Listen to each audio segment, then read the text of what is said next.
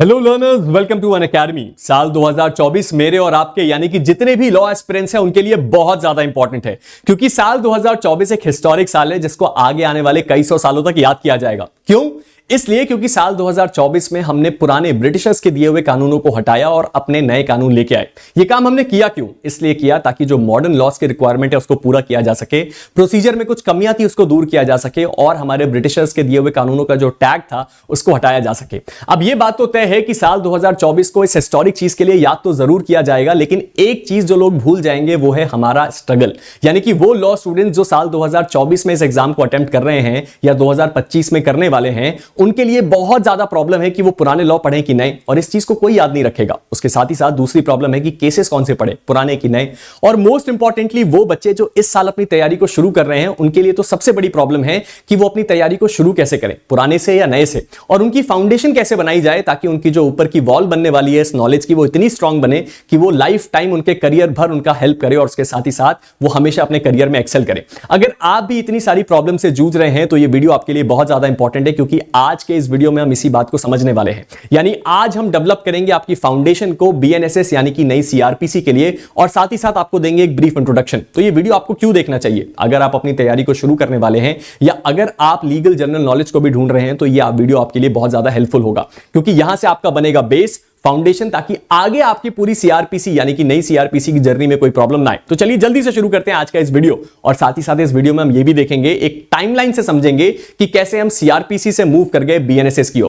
चलिए वीडियो की शुरुआत करते हैं आप सभी जुडिशरी एस्पिरेंट्स के लिए गुड न्यूज के साथ। ये बात तो हम सबको पता है कि यूपीपीसीएस जुडिशरी की एक बड़ी इंपॉर्टेंट वैकेंसी है, जहां बहुत सारी वैकेंसी साल में एक बार आती हैं, और उसके साथ ही साथ यहां की वैकेंसीज को अप्लाई हर कोई करना चाहता है। तो अगर आप भी उनमें से एक हैं तो यूपीपीसीएस प्रीलिम्स की तैयारी मैं, दीक्षा मैम और अभिषेक सर आपके लिए लेके आने वाले हैं, वो भी केवल 2 महीने में। यानी 2 महीने में पूरा प्रीलिम्स का सिलेबस खत्म और आपकी तैयारी अप टू डेट। यानी कि अगर वैकेंसी इस साल आ गई तो आप पूरी तरीके से तैयार हो उस एग्जाम को अटेम्प्ट करने के लिए। इसके बारे में और भी बहुत सारी एक्साइटिंग न्यूज और ऑफर्स आपको पता चलेंगे वीडियो के आखिर में। वीडियो की शुरुआत करते हैं। वीडियो की शुरुआत करने के लिए हमें समझना सबसे पहले क्या पड़ेगा सर? सबसे पहले हमें समझना पड़ेगा बीएनएस और बीएनएसएस यानी कि आईपीसी और सीआरपीसी के बीच का फर्क।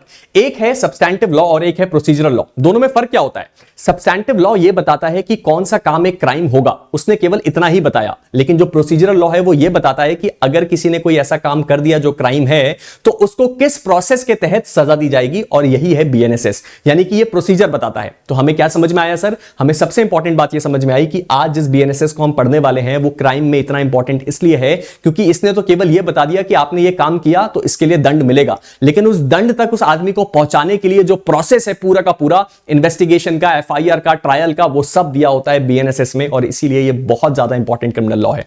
इस चीज को और अच्छे से समझते हैं। ये इंसान जब कोई क्राइम कमिट कर देता है तो वहां से लेके वो इंसान कैसे पहुंचता है आखिर तक यानी कि सजा तक, उस चीज के बारे में जिक्र किया गया है बीएनएसएस में, और इसको आप अगली स्लाइड में बड़ी आसानी से समझ सकते हैं। इस पूरे के पूरे प्रोसेस को 3 पार्ट में डिवाइड किया जा सकता है: प्री ट्रायल, ट्रायल और पोस्ट ट्रायल। अब ये तीनों चीजें हैं क्या सर? समझते हैं। प्री ट्रायल का मतलब है ट्रायल, यानी कि जब किसी इंसान को ट्राई किया जाता है कोर्ट में, उससे पहले का प्रोसेस। इसका मतलब क्या है सर? यहां पे कोई इंसान एक क्राइम कमिट करता है, उसके ऊपर एफआईआर होती है, उसके ऊपर इन्वेस्टिगेशन होता है। ये सारी की सारी चीजें प्री ट्रायल हैं। जब इन्वेस्टिगेशन होने के बाद रिपोर्ट सबमिट होती है और ये मामला कोर्ट में जाता है, मजिस्ट्रेट उसका कॉग्नाइजेंस लेता है, तो ये बनता है ट्रायल। ट्रायल का मतलब क्या है सर? ट्रायल का मतलब केवल इतना है कि जब जज बैठता है और अपनी दलीलें सुनता है, दोनों पार्टीज की एविडेंसेस को देखता है, ताकि वो आखिर में अपना फैसला सुना पाए। और ट्रायल खत्म होने के आखिर में क्या होता है सर? एक जजमेंट आता है, और उस जजमेंट के बाद पोस्ट ट्रायल चीजें शुरू होती हैं। पोस्ट ट्रायल का मतलब क्या है सर? पोस्ट ट्रायल का मतलब है कि जिस आदमी को सजा हुई है या जिस आदमी को बरी किया गया है, वो आदमी या तो अपील पे जा सकता है, उसके साथ ही साथ अगर वो अपील पे नहीं गया या कोई अपील फाइल नहीं हुई या अपील के जजमेंट आ जाने के बाद उसको फाइनली सजा होती है, पनिशमेंट यहां पे। तो ये है सीआरपीसी का एक टाइमलाइन। इस चीज को और भी अच्छी तरीके से समझा जा सकता है। कैसे? अगली स्लाइड में इस चीज को देखिए।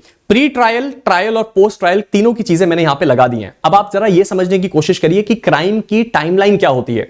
क्राइम की टाइमलाइन होती है सर ऑफेंस से, यानी कि सबसे पहले बीएनएस यानी कि आईपीसी जो ये बताती है कि क्राइम कौन सा एक्ट होगा और कौन सा नहीं। अगर उसके तहत कोई चीज ऑफेंस है तो वो यहां हो गई। उसके बाद क्या होगा सर, इंफॉर्मेशन यानी कि एफआईआर जो कि दिया हुआ है सेक्शन 173 बीएनएसएस में, वो बताता है कि आपने किसी क्राइम की रिपोर्टिंग करी, यानी कि आपने बताया कि कोई क्राइम हुआ है।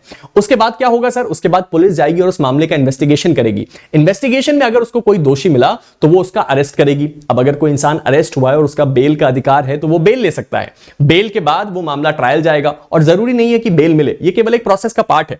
ट्रायल में जब मामला जाता है, अलग अलग तरह के ट्रायल हैं, सेशन ट्रायल, समरी ट्रायल, उसके बाद ट्रायल के बाद आता है जजमेंट, यानी कि जज अपना फैसला सुनाता है कि उसको क्या लगता है, और उसके बाद ये मामला जाता है अपील में, और अगर अपील में मामला खारिज हो गया या पनिशमेंट को रखा गया तो उसके बाद आता है पनिशमेंट। ये एक ओवरव्यू चार्ट है ताकि आप फ्लो समझ पाएं कि कैसे हमारे क्रिमिनल ट्रायल वर्क करता है, यानी कि ये मामला शुरू होता है ऑफेंस कमिट करने से और खत्म होता है आखिर में आके उस जगह के ऑफेंस की पनिशमेंट के लिए। चलिए ये बात तो क्लियर हो गई। अब हमने जब ये समझ लिया है कि प्रोसीजरल लॉ वर्क कैसे करता है, तो जल्दी से ये समझते हैं कि हमारे लिए बीएनएसएस की जरूरत थी क्या, इस बीएनएसएस को लाया क्यों गया, क्योंकि ये सेम चीजें तो एड्रेस करी गई थी सीआरपीसी में भी। बीएनएसएस में ऐसा क्या नया है? बीएनएसएस को लाने के पीछे चार मेजर रीजन थे। सबसे पहला कि इस एक्ट के लिए मेजर अमेंडमेंट की रिक्वायरमेंट थी, यानी कि आपको सीआरपीसी में बहुत सारे अमेंडमेंट करने पड़ते और अमेंडेड सेक्शन जितने ज्यादा बढ़ेंगे वो एक्ट उतना ज्यादा कॉम्प्लिकेटेड होता जाएगा, और उससे ज्यादा इंपॉर्टेंट बात यह है कि वो एक्ट जितना ज्यादा कॉम्प्लिकेटेड होगा उसका इंटरप्रिटेशन भी उतना टफ होगा।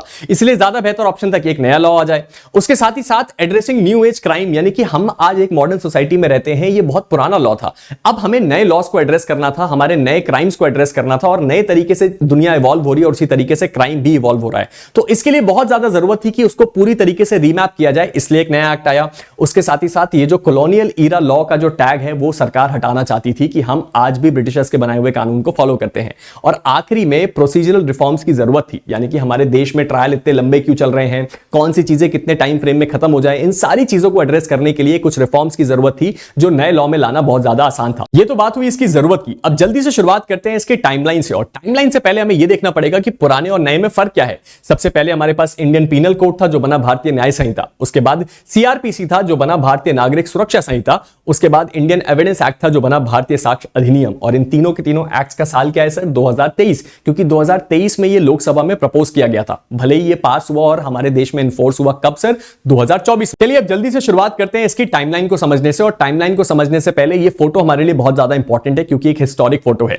अमित शाह जी ने हमारे देश की पार्लियामेंट में खड़े होकर यह बात प्रपोज करी थी कि हम 3 नए लॉज लाएंगे, और उसी के बाद से डिबेट शुरू हो गई थी। तो चलिए देखते हैं इसकी टाइमलाइन। सबसे पहले 11 अगस्त 2023 को बीएनएसएस बिल को क्या किया गया था सर? इंट्रोड्यूस किया गया था अलोंग विद 2 अदर बिल्स, यानी कि नई आईपीसी, सीआरपीसी और एविडेंस एक्ट को प्रपोज किया गया था 11 अगस्त 2023 को। इस बात को अपने दिमाग में अच्छे से बैठा लीजिए क्योंकि जीके का इंपॉर्टेंट क्वेश्चन है। उसके साथ ही साथ 12 दिसंबर 2023 को इसको क्या किया गया सर? वापस ले लिया गया। इसलिए आप जब जाके अपनी बैरक को देखेंगे तो उसमें लिखा मिलेगा आपको बीएनएसएस 2, यानी कि भारतीय नागरिक सुरक्षा संहिता 2, क्योंकि ये दूसरी बार जब प्रपोज किया गया उसके बाद ये पास हुआ था। तो इसमें क्या पता चला सर? 11 अगस्त को ये प्रपोज किया गया, 12 दिसंबर को वापस लिया गया। क्यों? क्योंकि इसके अंदर बहुत सारी कमियां थी। तो इस बीच में एक कमेटी बैठी और उस कमेटी ने इसके अंदर बहुत सारे चेंजेस बताए, और उन चेंजेस को लेने के बाद इन्होंने क्या किया? इसको वापस लिया 12 दिसंबर को, और दूसरा जो था बीएनएसएस 2 उसको उसी दिन वापस वहां पे प्रपोज कर दिया गया। उसके बाद क्या हुआ सर?